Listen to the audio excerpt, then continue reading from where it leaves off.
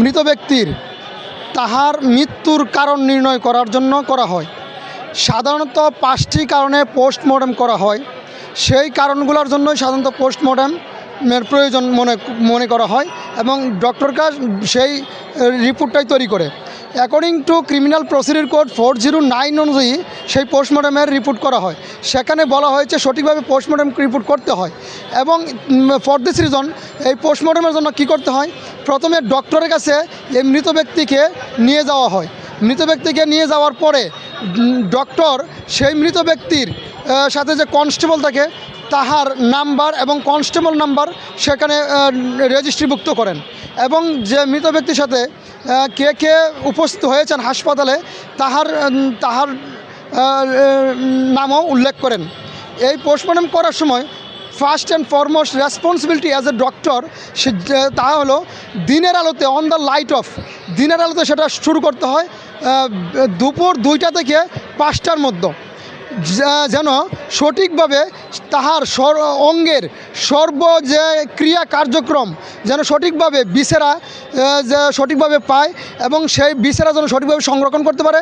For this reason ডক্টররা তার assist যারা আছে তাদেরকে নিয়ে 2টা থেকে 5টার মধ্যে এটা করতে হয় এবং সেটা করতে হয় খোলা আকাশ, যেখানে আলো প্রতিফলিত হয় এবং যেখানে পোস্টমর্টেম করা হবে সেই স্থানটা অত্যন্ত পাক এবং পবিত্র এবং অত্যন্ত ভালো জায়গা এবং যেখানে সবসময় আলো বাতাস প্রবেশ করে। আলো বাতাস যদি প্রবেশ না করে সঠিকভাবে পোস্টমর্টেম করতে লিগ্যাল ইম্পেডিমেন্ট হয় এবং মেডিকোলজিক্যাল টার্মিনোলজি সঠিকভাবে ব্যবহৃত হয় না এবং সঠিকভাবে প্রিজাম্পশন করতে পারে না। ডক্টর যদি সঠিকভাবে প্রিজাম্পশন না করতে পারে তাহলে কি দেখা গেছে যে বিছানার যে অঙ্গ প্রত্যঙ্গ যে বিভিন্ন আছে অর্গান, সেই অর্গানভাবে সঠিকভাবে যত্ন করে একটা কৌটাতে রাখতে হয়, যে কৌটার মধ্যে সঠিকভাবে ভাগ করা রাখে। সেই ভাগের জন্য শরীরের প্রত্যেক অঙ্গ প্রত্যঙ্গের নাম লিখে সেই কৌটার উপর লিপিবদ্ধ করে রাখা হয়। তারপরে এটা বিভিন্নভাবে সরকারি chemical as regard of serologist report যে কেমিক্যাল এক্সামিনার আছে তাদের নিকট পাঠানো হয়। তারা যদি সঠিকভাবে সেটা পাঠানোর পরে তারা এইগুলা পর্যবেক্ষণ করেন এবং পর্যবেক্ষণ পরে একটা সঠিক রিপোর্ট প্রদান করেন।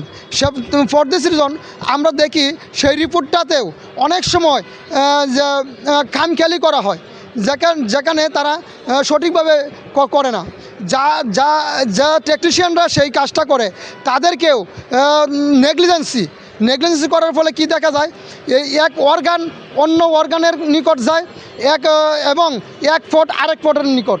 এবং আমরা এই আদালতের কাছে আমি বিভিন্ন সময় লক্ষ্য করেছি এবং দেখেছি যে এই অর্গানগুলা যদি সঠিকভাবে এক্সামিনার না হয় according to criminal procedure code 410 তাহলে কি দেখা গেছে যে আমাদের অনেক ক্ষতিগ্রস্ত হয়। আমরা সঠিকভাবে সেই জিনিসটা ভালো করে বুঝতে পারি না এবং আদালত সেটা সঠিকভাবে প্রিজাম্পশন করতে পারে না।